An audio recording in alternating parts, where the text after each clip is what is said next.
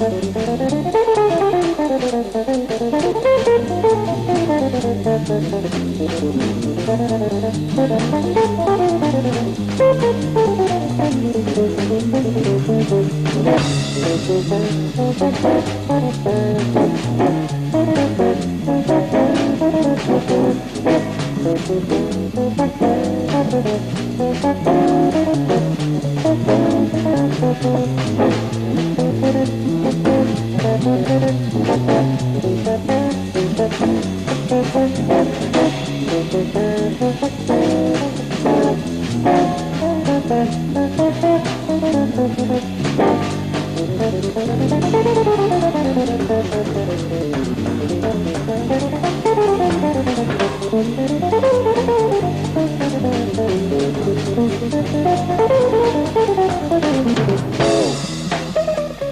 legendary Pat Martino has been one of the world's most influential and respected musicians in modern jazz for nearly 3 decades.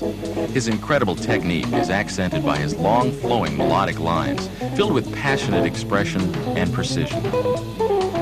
Pat is equally at home performing explosive hard bebop and jazz fusion or his romantic solo guitar arrangements. REH and CPP are very proud to present for the first time Pat Martino in this 2-part instructional video series.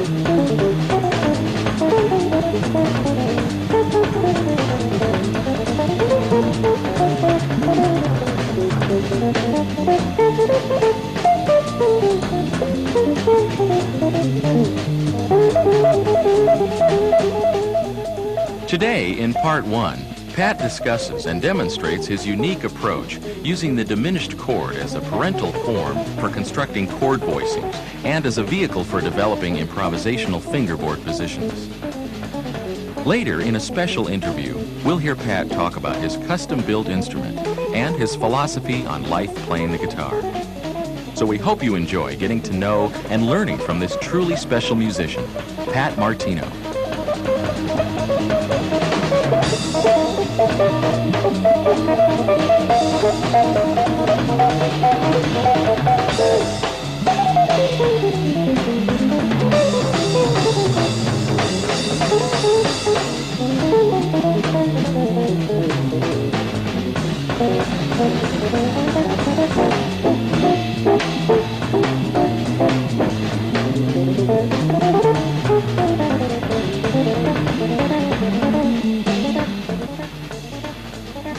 Hi, my name's Pat Martino. I want to welcome all of you to this session, and I'd like to let you know that it's really a treat for me after so many years of functioning to finally have a chance to place our attentions upon some intimate feelings and opinions on this, our instrument, the guitar. Before we go any further, I would like to just offer you a single tone to make sure that we're all in tune together. I'm going to give you an A. I'll give it to you twice, and in the process, tune up to me.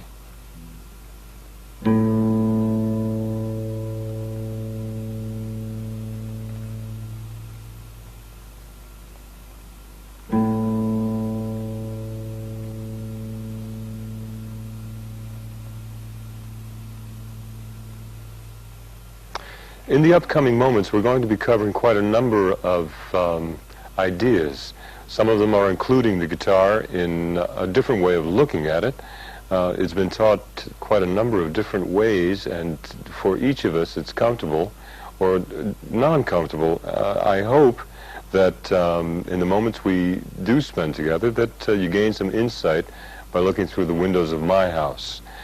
Some of the things that we're going to be sharing are the positions on the instrument, dividing the instrument into different quadrants, such as first position, second position, third, and fourth.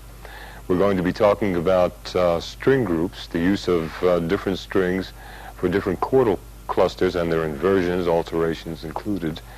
And also some of the automatic things on the guitar, which I think will be important for me to bring to your attention, that a great number of these different approaches that I'm going to share with you have come through experience, and almost in a very odd way, such as an after effect, due to the fact that in my earlier years, when I first came out as a teenager, I did not have the ability to read or write music, and I had no idea what the names of these things were called until some way down the line it became extremely appropriate and also a responsibility on my part to be able to answer questions with players that were sharing my time with a great deal of value on their own part.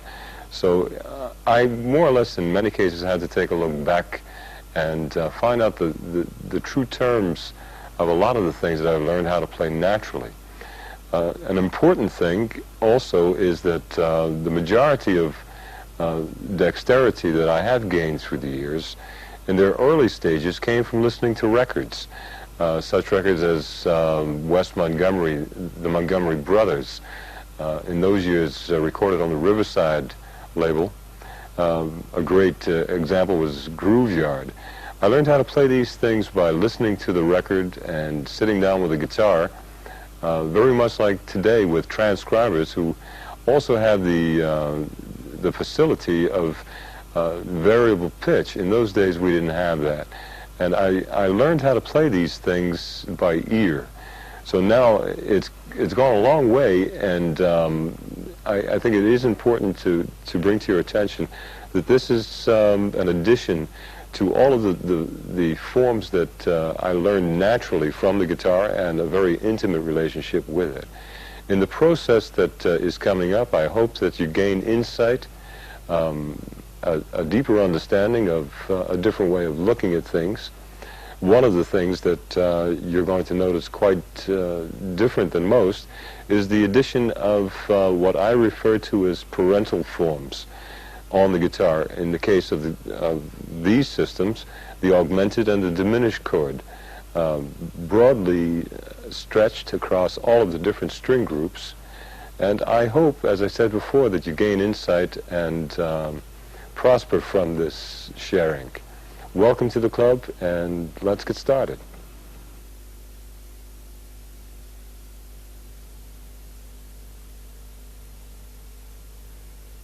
Okay, I'm going to start this particular section based upon two automatic things on the guitar. The first is going to be the diminished form, and there are different string groups for this form. The first group that we're going to talk about is the 4-3-2-1 group, which is the fourth string, the D string. The G string is the third, the B string is the second, and the E string is the first. It looks like this. There, amongst other things on the guitar, such as dominant seventh chords, a C7th, for instance, its four inversions automatically look like this. The first being here, the second being here, the third being here, and the fourth being here. They're all on the 4-3-2-1 group, but they're not automatic, as you can see, primarily because the fingers forming these chords are in two different types. Two are full use of four fingers.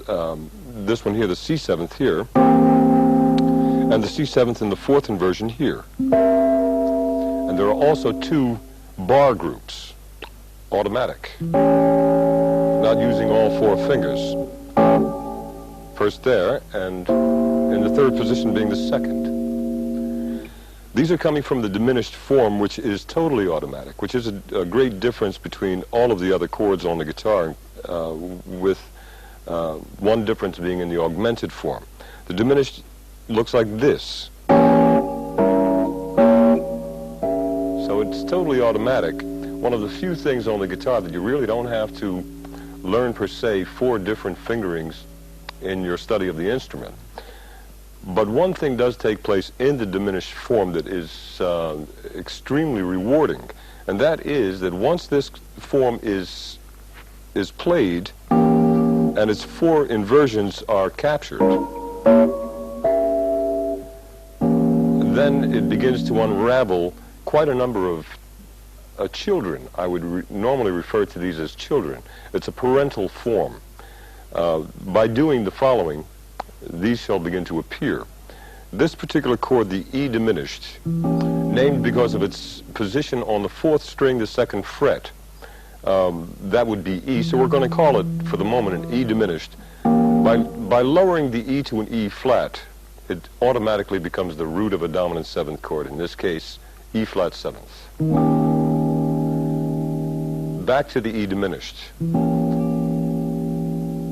That is the first inversion. Automatically, the second inversion would participate in this area of the guitar. This time, the E natural is on the 2nd string as opposed to the first inversion, which was on the 4th string. Here's your E natural. By lowering the E to E flat, you automatically have an E flat 7th. Back to the diminished chord itself. The 3rd position for the inversion of that chord would be located here. Now the E, as a singular tone in that stack of 4 notes, is located on the 3rd string. By lowering that particular tone 1/2 step, it becomes an E flat. And here you have the 3rd inversion of E flat 7th. Back to the diminished. Raise that up to the next inversion. Now the E is on the 1st string. Lowering that 1/2 step brings it to an E flat on the 1st string, and your 4th inversion is here. Therefore, from the beginning, we have E flat 7th, 1st position, full 4 fingers. The 2nd position of the E flat 7th is again 4 fingers. The 3rd inversion is the first bar form of E flat 7th, the 3rd position, and the 4th position is the 2nd bar form, E flat 7th, here. Now we have these forms to control.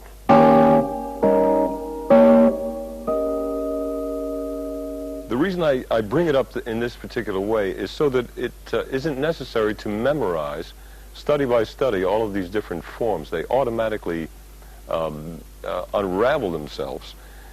And this will continue, and I think you'll see more and more of this as we go along.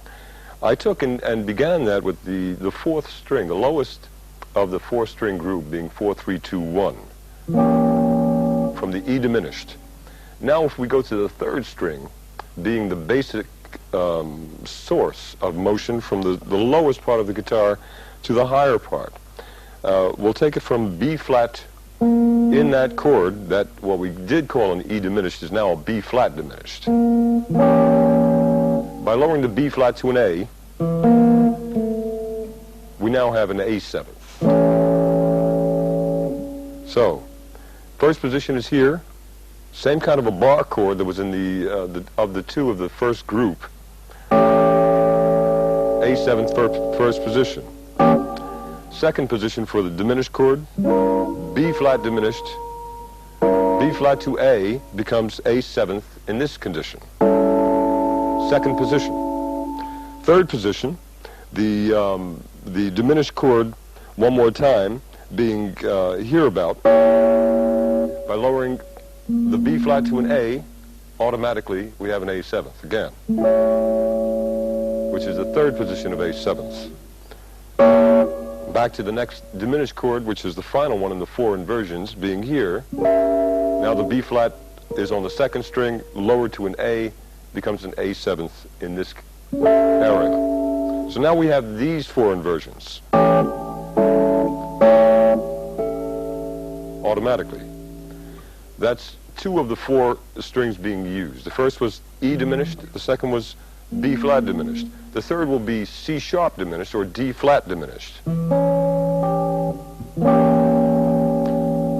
Now we're starting with C sharp or D flat, however you would like to see that, with those particular tones. By lowering that C sharp to a C natural on the second string, we have a C seventh in its first position. Back to the diminished chord. Its second inversion. The C sharp now is on the third string. We now have a bar formation of the second inversion of C seventh.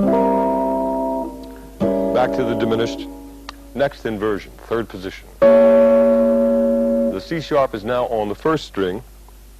By lowering the C sharp to C natural, now we have C seventh in this bar form, its third position.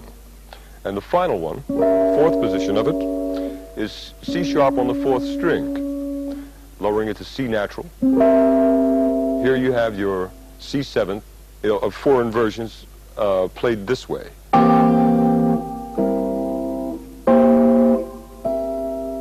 Automatic. Back to the first diminished chord. It has been known as E diminished, B flat diminished, C sharp diminished, and finally the first string calls it G diminished. By lowering that G on the first string 1/2 step down, it becomes the root of this particular dominant seventh chord, G flat. Your first inversion automatically.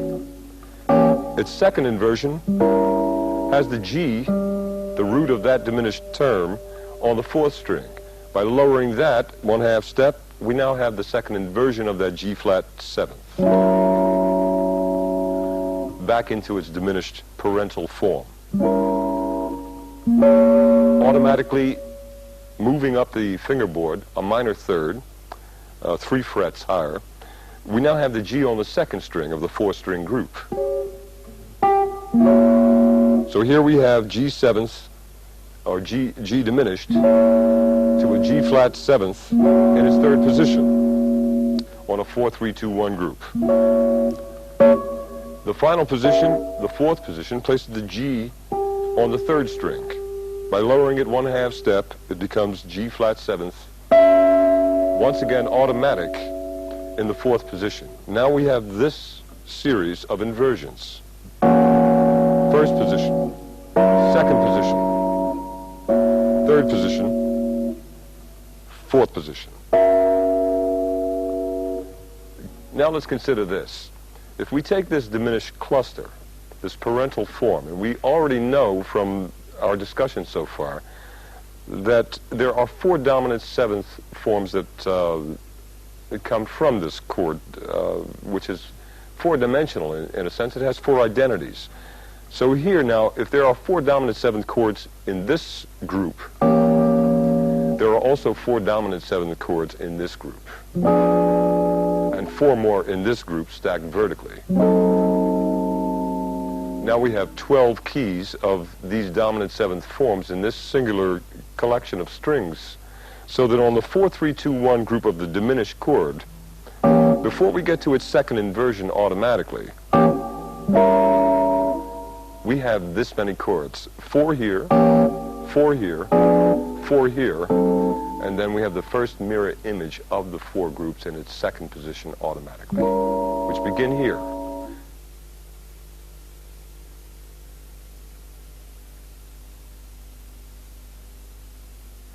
For the formation of activity taking place on the guitar fluently, so that the entire fingerboard can become one given topic, no matter what it might be, it is important to be able to take this basic information of these diminished forms and be able to draw from them the advantage that they offer for alterations on any kind of chord that you want to use on any group of strings accordingly.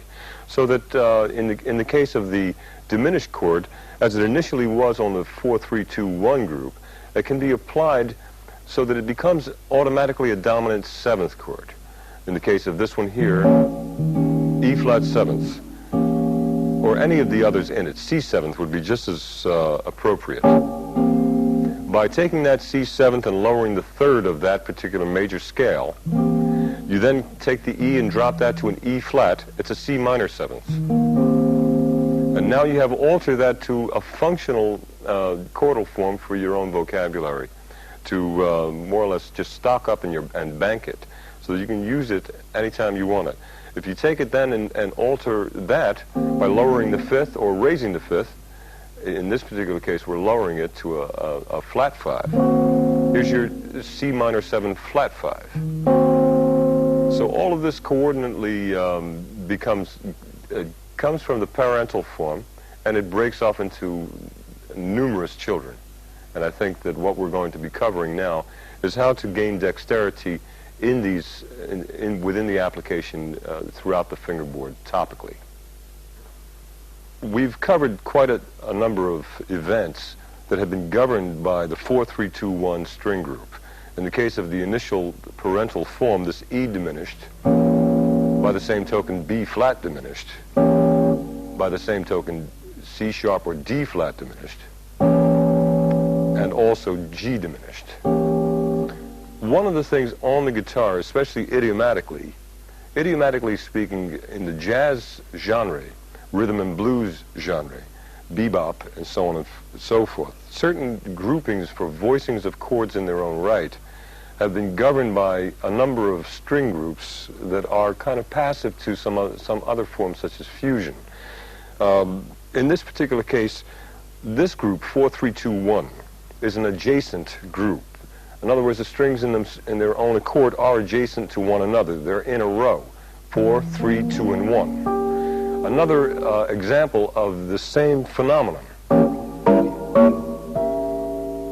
is going to take place on the inside 4 strings, which would be 5, 4, 3, 2. And in this particular case, they would be functioning in this context. And by the same token, everything that has happened with the 4-3-2-1 with automatic dispersal of all of these children of this parental form by lowering any single tone on each of the strings 1/2 step down, it also becomes the root of the dominant 7th chord in that family. On the 5th string, it's D flat this time. Now it's C 7th, which is a different inversion of the 4-3-2-1 group, but the same chord. Back to the diminished. By lowering the G to G flat, we have a G flat dominant 7th on the 5-4-3-2 group. Back to the diminished. B flat to A is your A 7th. Back to the diminished. E to E flat is this configuration of the E flat 7th. So now we have 8 forms, 4 keys here, 4 keys here, of the same grouping. The next adjacent group would be here. Adjacent because now there's 6-5-4-3 group. These are the strings in use. By lowering any single tone in this group, the G to a G flat gives us this very fat sounding dominant 7th chord, G flat 7th.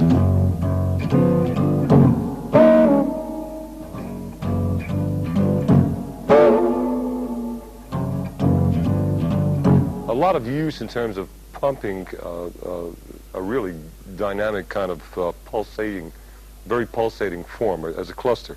So here's your G flat 7th, coming from this diminished chord, G diminished in this case. If I lower the D flat of that diminished chord to a C, here's my C 7th.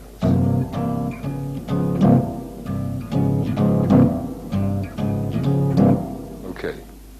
The next one would be the E flat 7th. E to E flat.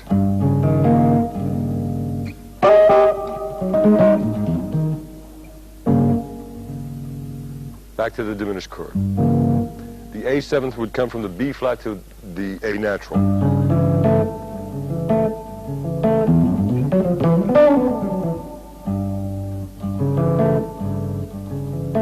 These are all of the adjacent groups. One more time as the diminished chords themselves.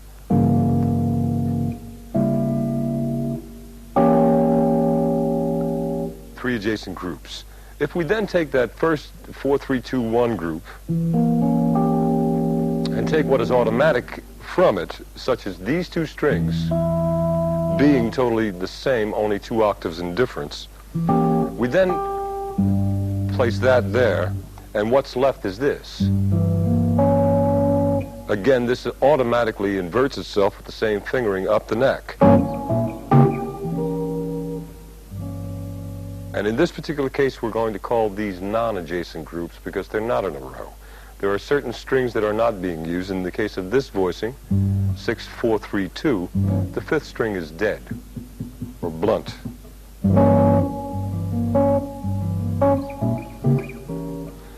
The other adjacent group of the 5 common groups would be 5-3-2-1.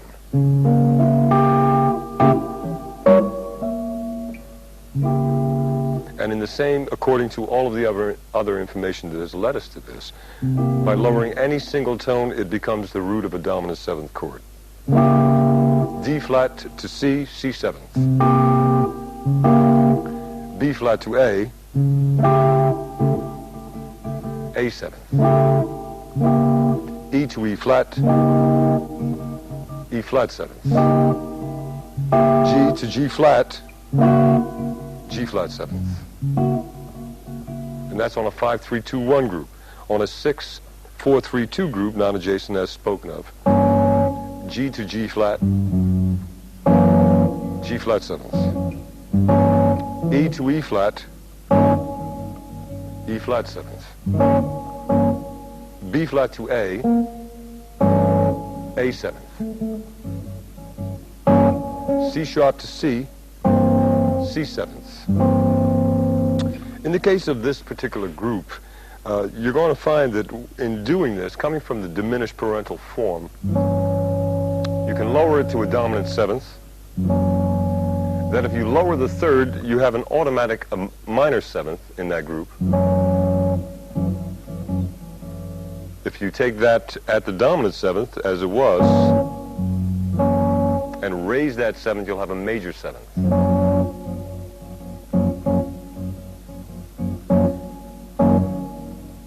These formations are appropriately termed for the idioms that I brought up to your attention prior to this moment in jazz and in rhythm and blues.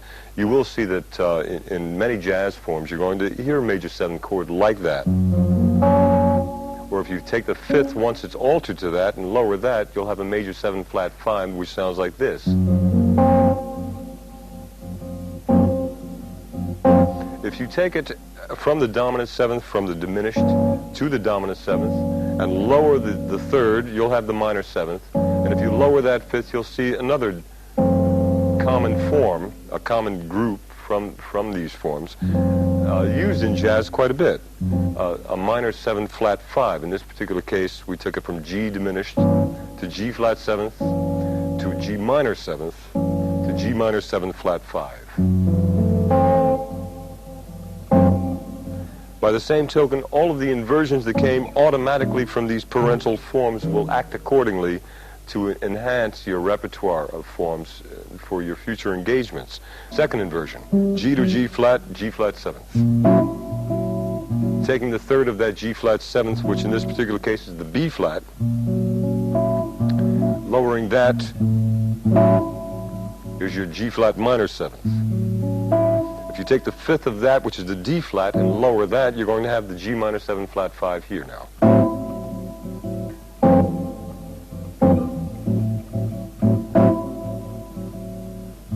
Back to the diminished chord, 6-4-3-2 group. The 3rd inversion would place the G up here to G flat. Here's your G flat 7th.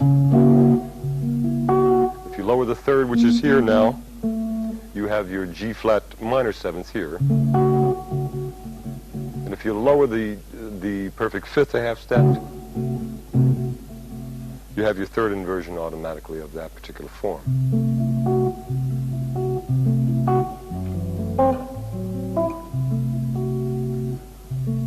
Back to the diminished parent. We're going to lower the G to a G flat. Here's your dominant 7th. Lower the 3rd. In this particular case, B flat to A. Here's your minor 7, G flat minor 7th, and take the 5th, which is the D flat.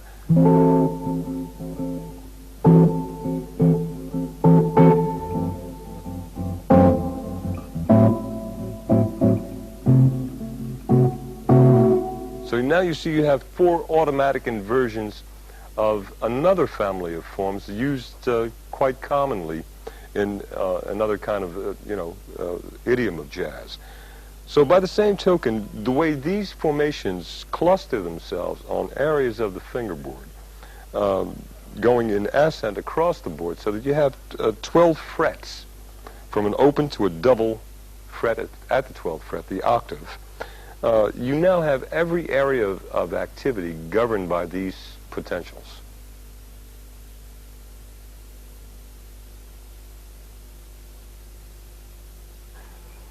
Unlike quite a number of players who are focused upon modal interaction with chord forms, alterations in those chord forms, intervallically as well as modally, I find it most comfortable of all to use the minor 7th constantly. And when I say the minor 7th, I'm not specifically referring to scalular use, the normal minor scale, the harmonic minor, so on and so forth, or by the same token modally, being with the Dorian mode, the Lydian mode, Mixolydian mode, and all of these interacting with transcribers in the past, I've come to see that a great deal of my playing has been analyzed along modal points, and it really, I've never given any thought whatsoever to this approach. I think of things primarily in a very simplistic kind of way, which I refer to in a general context as a minor 7th.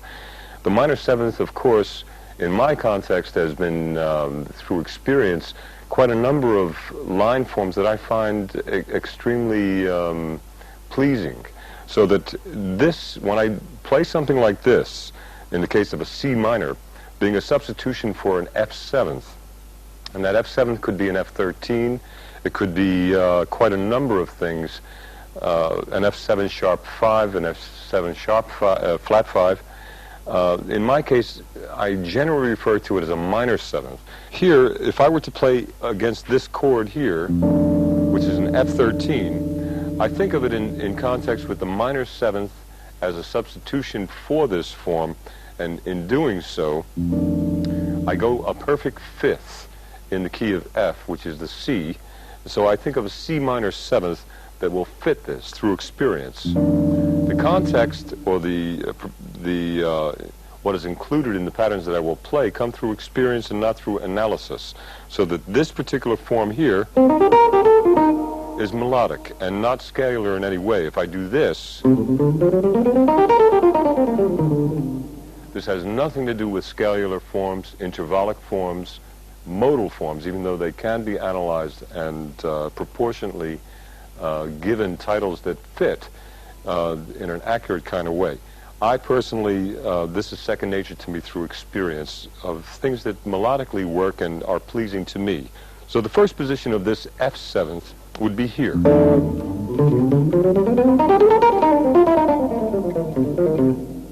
The second position would be in this area, still C minor 7th.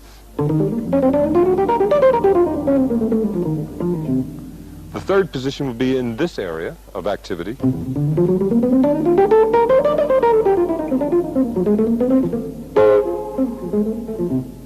And these all are condensed into melodic statements of personal use. And the fourth would be here.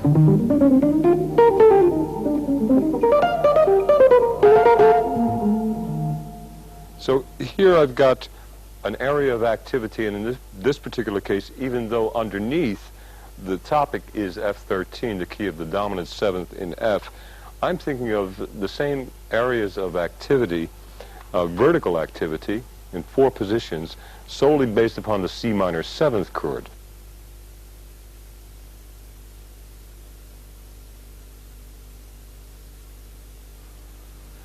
Since we've been talking about substitutions such as the minor seventh that I find comfortable against the dominant seventh, which again is one of the forms that is issued by the parental form being the diminished chord itself, we had 3 in a row, giving us 12 keys, 4 per cluster. In the sense of the cluster itself, the E, B flat, D flat, and G diminished, having 4 dominant 7 chords here, 4 here, and 4 here, 3 in a row, give us 12 keys. The next series, or the second position of these formations, would be the second position, or the second inversion of the first group, being as so. And there are 2 more to go after that, as so. Before we get to that, getting active on the guitar across the fingerboard, the higher we go, I would like to bring to your attention the importance of fluidity in the first series itself, which is 3 diminished chords in a row, giving us 12 keys, 4 keys in each of these stacks, as so. So that here, I'll change it all to, instead of dominant sevenths, minor sevenths.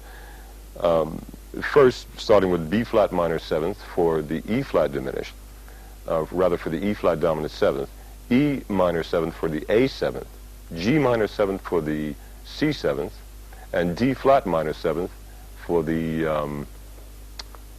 that would be the G flat seventh. And then we're going to push that up 1/2 step so that we have a stack of 12 keys. The first one being here, and I'll call them as dominant seventh forms. E dominant, E flat seventh would be here. The next one would be A seventh.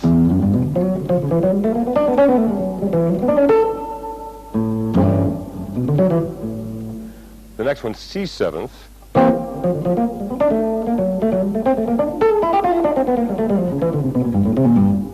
The next one, G flat seventh.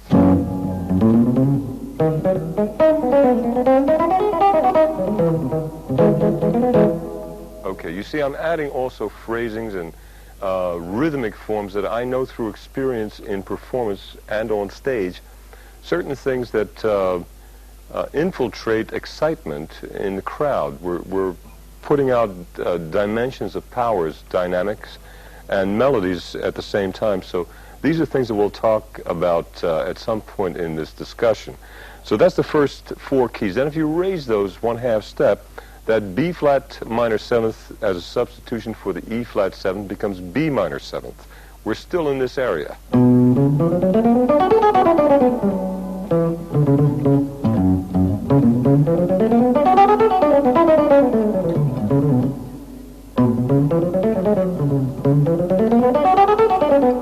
And here once again I'm taking it up and in ascent and in descent. Okay, the next one being A seventh is now going to be B flat seventh, being an F minor seventh as the demonstration itself for a substitution. The first position being here, or even here. One more time, descent, ascent. The next chord being an A flat minor seventh, which is the substitute for a D flat seventh. And that particular D flat seventh being here as an A flat minor seventh, this area is the area of activity.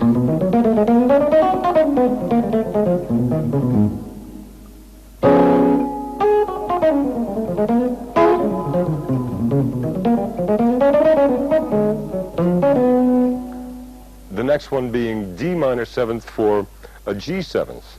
And that particular G seventh would look like this is one of the bar structures talked about a moment ago. The D minor seventh now is in here.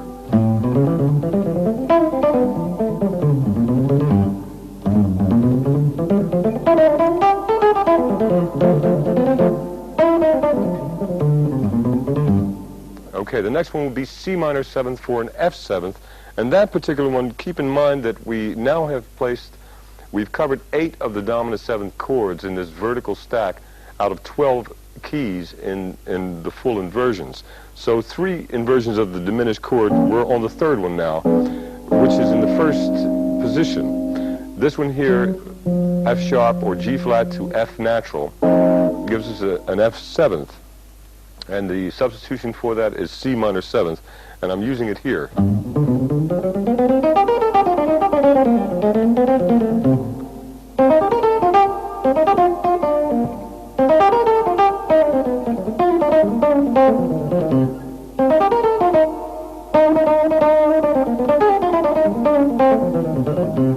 Always think of phrases and choruses, lines that really flow and move accordingly to your own personal feelings, energy.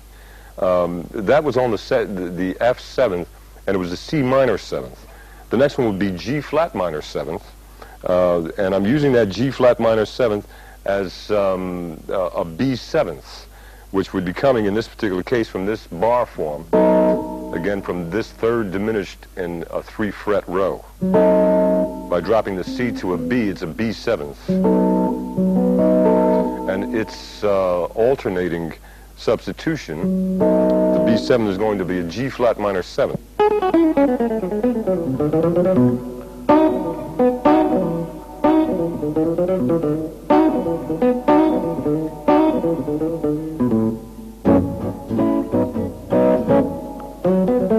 G flat minor 7th, area of activity at random parts.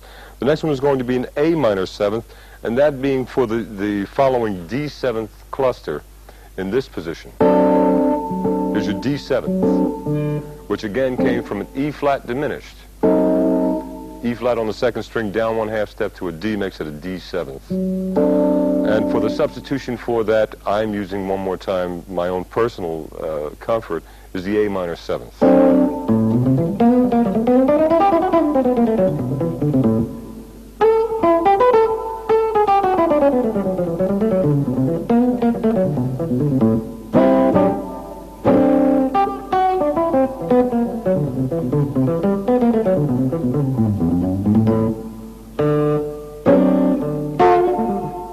Okay, the A minor 7th for the D 7th in that cluster. The next one is going to be E flat minor 7th, and that's for the A flat 7th. The final one in that group is another bar chord, being here. Again, we have the diminished chord, 4-3-2-1 group as spoken about earlier. The A is on the top, 1/2 step down becomes the root of the A flat 7th. And I'm using as a substitution E flat minor 7th.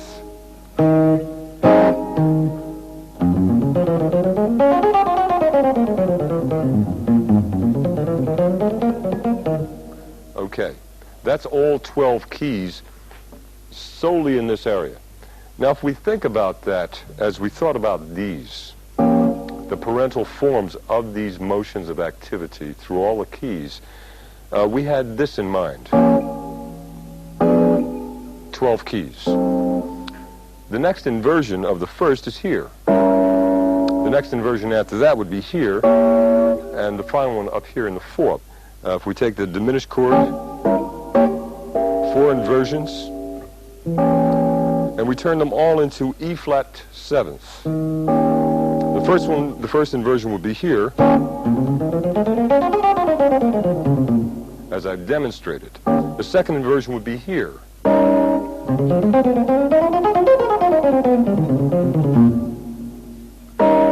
The third inversion would be here.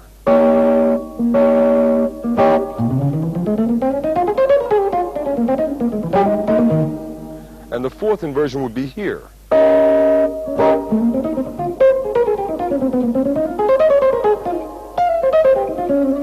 Okay, so now you see that I have the entire fingerboard of the guitar being in one key, and better yet, as one topic of activity across itself. And we haven't talked about what I personally use to connect these activities, and in many cases, intervallic use is very helpful. In my case, it's chromatic in context. So that if I'm in ascent from, let's say, up here, or better yet, from descent, I'm thinking about these areas of activity for the E flat 7th. The first one is here, from high up. The second one would be here. The third one would be here. and the fourth one would be here. So that if I wanted to connect these things at random, and of course in the midst of spontaneous combustion is extremely important, it would happen like so. So I'm thinking of E flat seventh, and for the substitution in my case, it would be a B flat minor seventh.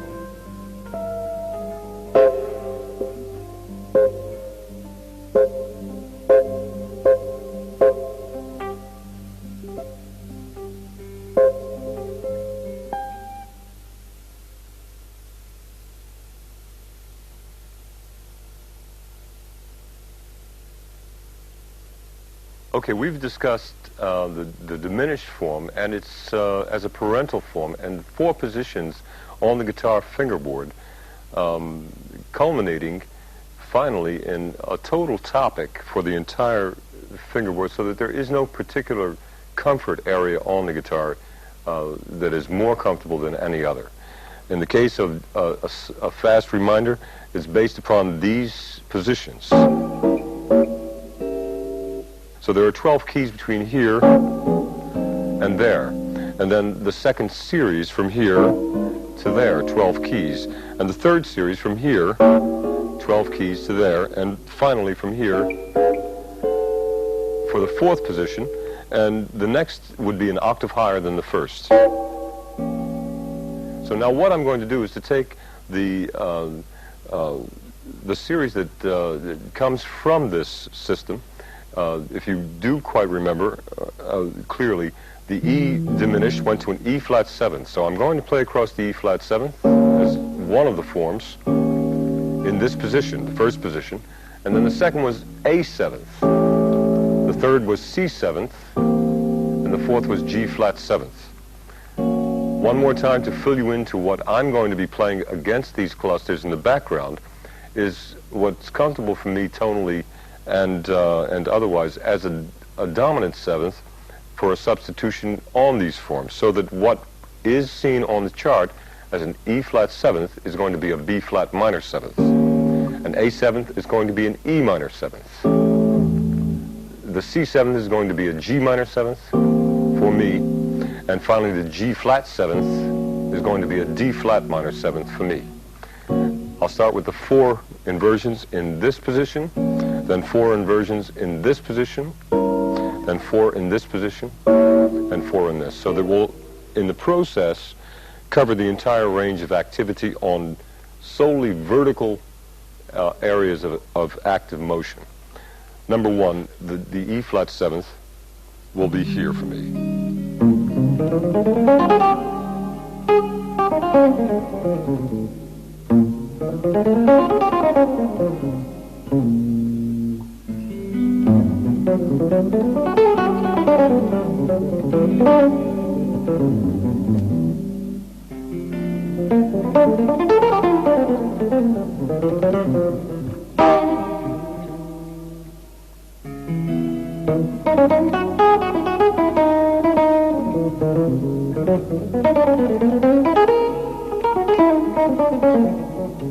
Second position.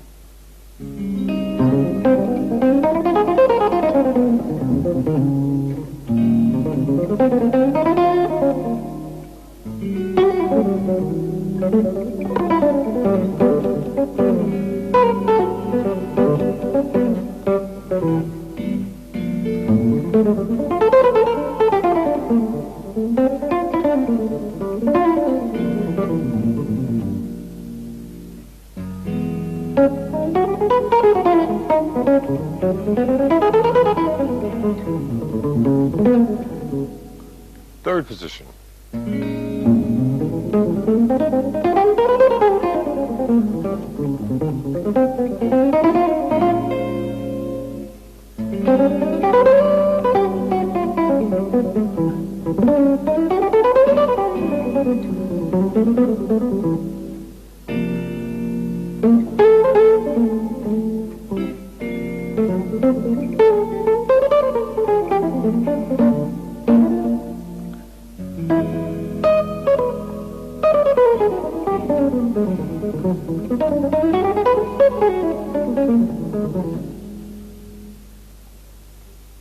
Fourth position.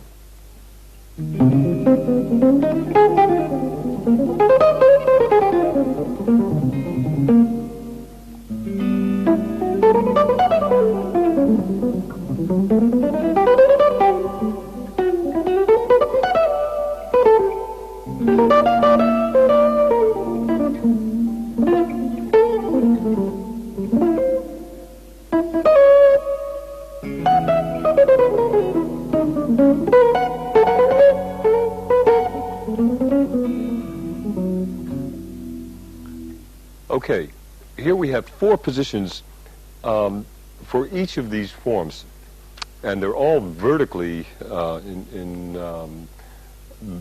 balanced together, so that I'm forcing myself, which is very difficult to do, just for the control of the moment so that it can be displayed, where the guitar is governing certain areas of activity in 4 horizontal positions up the fingerboard. The next and the 5th demonstration is going to be, hopefully, that it will work, so that what I can do now is take the entire fingerboard from this end to that, and likewise to collate this information so that it's bound in a total topic for all of the positions. And what's going to cause this to happen comfortably is going to be some additional intervals, and I'll give you a demonstration of that. Let's say that I were to use the entire fingerboard starting in any point for the 4 positions of any one of the factors that we're talking about. In the case of G minor 7th, I find it extremely comfortable to connect these things with chromatic forms in that particular interval, minor seconds. This allows me to couple this And by doing that chromatically, you can hear this here. These chromatic transfers allows me to connect the different positions in their own right so that they flow more. So that one form such as the G minor 7 is going to be connected in such a way that with the use of chromaticism so that the entire fingerboard becomes fluid.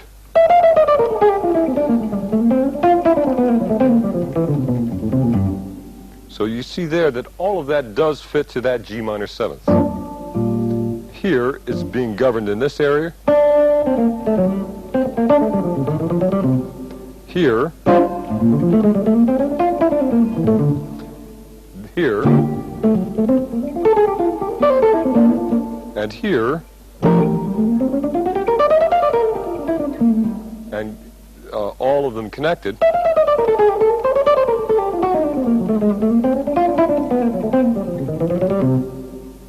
Of course, that G minor 7th was a substitution for the C 7th, and that's why I resolved it finally on that strong sound, so that the chord you hear is precisely in terms of what it is on the chart. So again, now we're going to take them one at a time. We'll start with the E flat 7th to an A 7th for the second demonstration, C 7th for the third, and G flat 7 for the final one.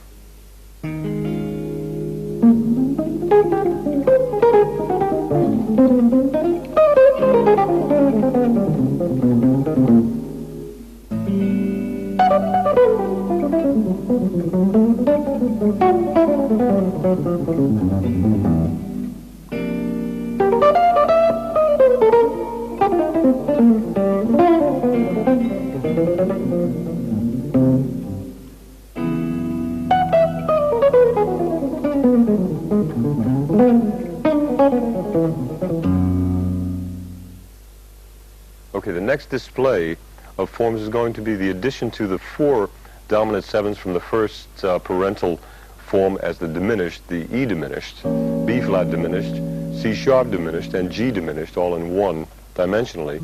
We covered in the first demonstration E flat 7th, A 7th, C 7th, and G flat 7th. And now we're going to begin to add to those the other 8 that are in the full chromatic scale. So that we'll have, as before, E flat 7th, A 7th, C 7th, and G flat 7th. And the second group is going to be E 7th, B flat 7th, D flat 7th, and G 7th.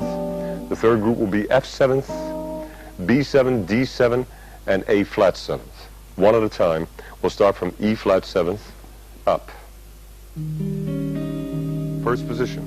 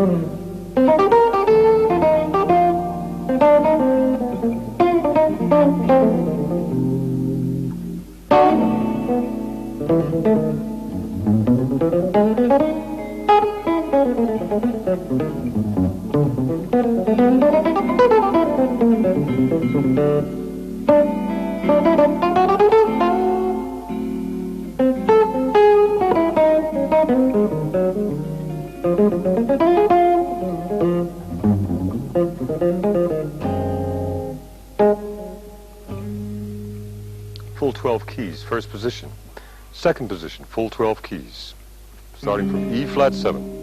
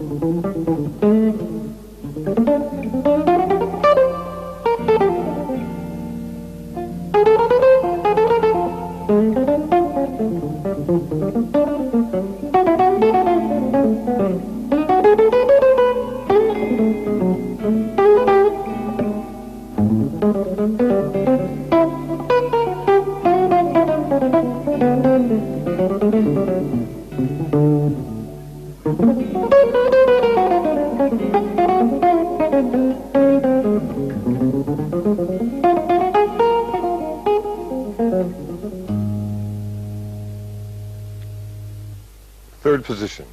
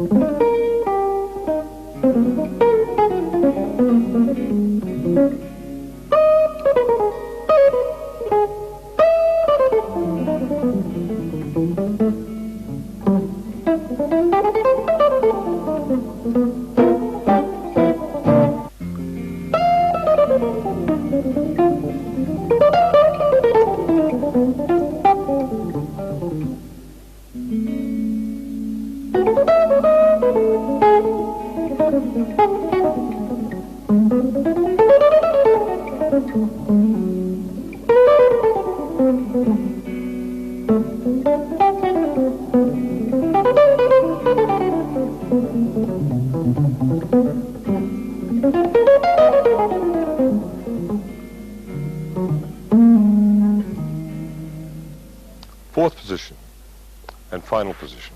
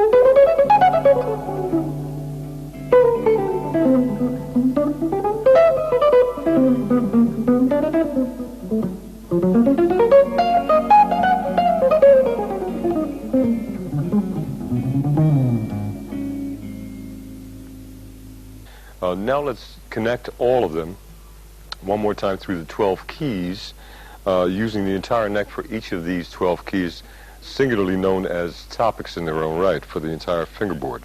The first one being, of course, with the E-flat seventh. From the fourth, and I'll descend from there going downward. E-flat seventh. 2, 3, 4.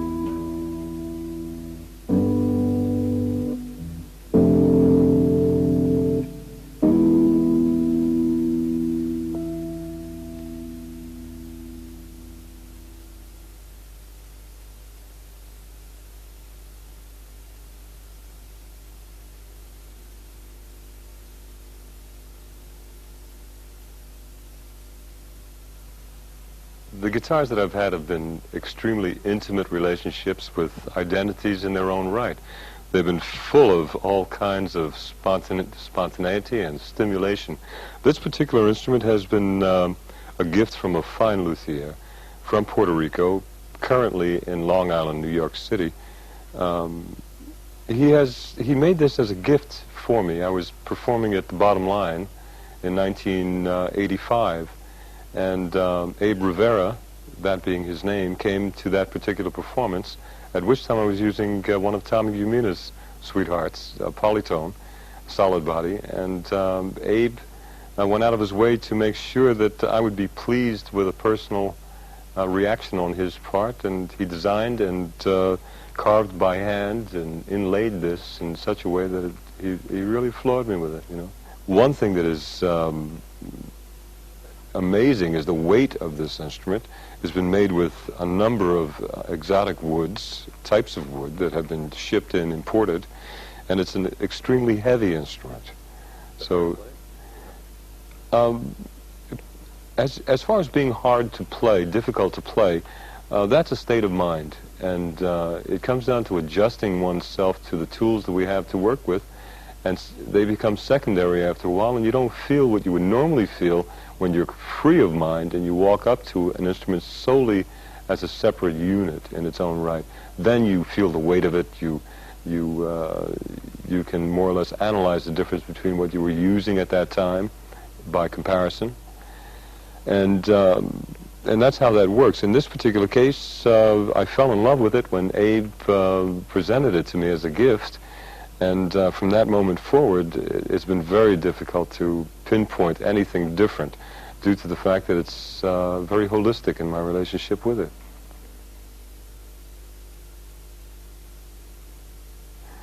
As far as the string gauges that I use, rarely do I use them through comfort.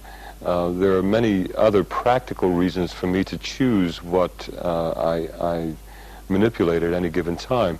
In the case of most of the guitars that I've ever used, with the exception, let's say, of the Adamas that the delightful Cayman brothers presented to me as a gift some time back, being nylon with a graphite top is a little different than this type of instrument.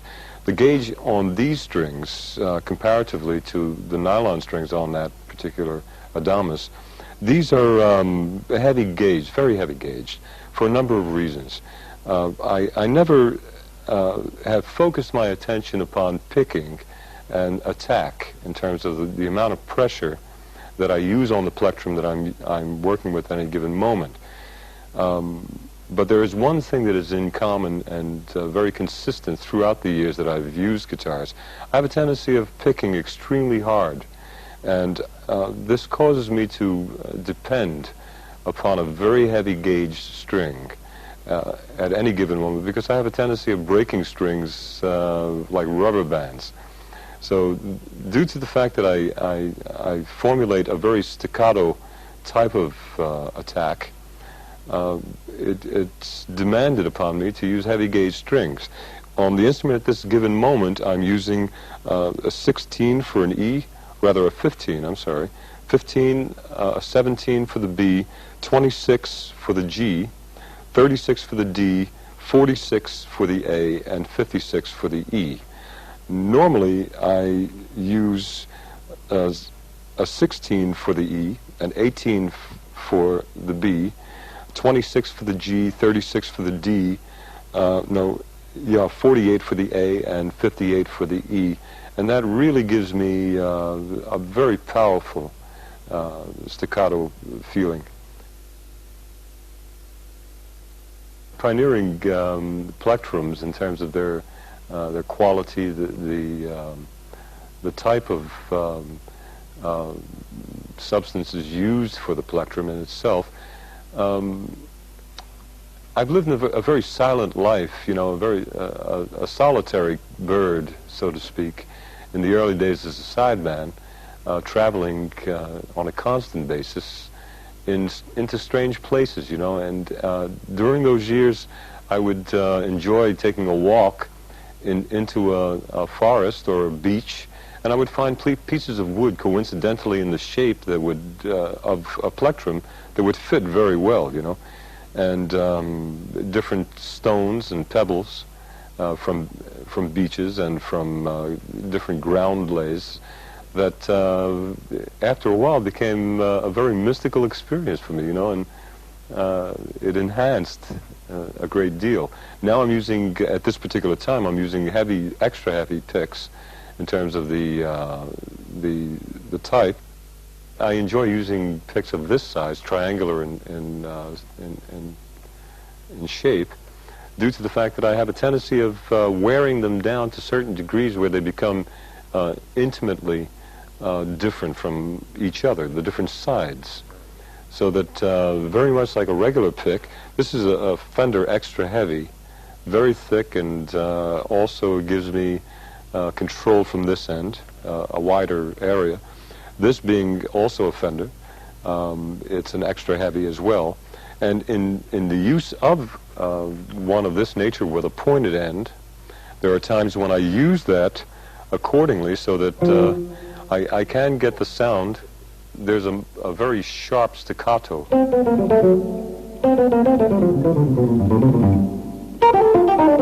As opposed to the round side, which I'll switch over and play like that for a much more warmer,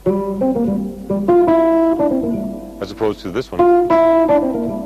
So I have EQ, equalization, from the plectrum itself in a very useful way, you know, so.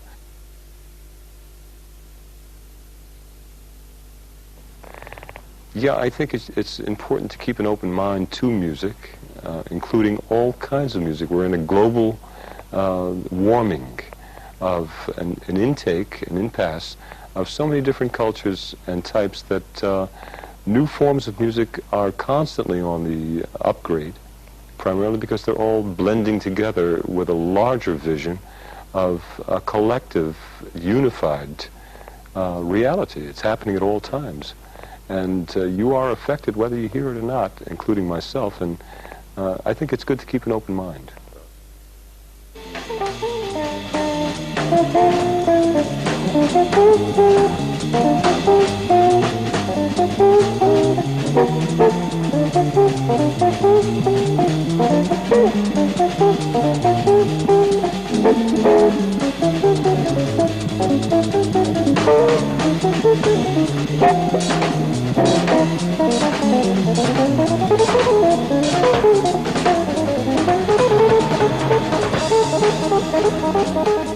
This concludes Creative Force, Part 1 with Pat Martino.